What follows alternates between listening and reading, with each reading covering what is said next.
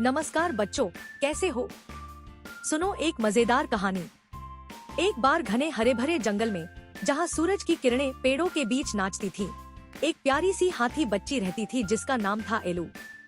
उसके पास जंगल का सबसे लंबा और मजेदार सूंड था।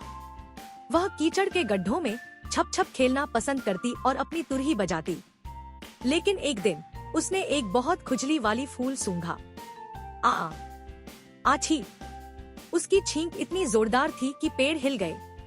केले बारिश की तरह गिरे, नारियल गेंदों की तरह लौटने लगे और मिको बंदर झाड़ी में उछल गया। एलू, तू तो छींक का तूफान है। एलू हंसी, लेकिन फिर खुजली हुई, फिर से नहीं। उसने रोकने की कोशिश की, नाक पकड़ ली, आंखें बंद, सूंड गुब्बारे जैसी फूल गई। अचानक छींक साइड में निकली। टिंकू तोता नदी पार उछलकर चूजों के घोंसले में जा गिरा।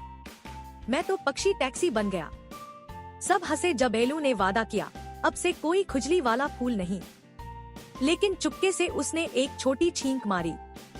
जंगल की पार्टी कभी खत्म नहीं हुई।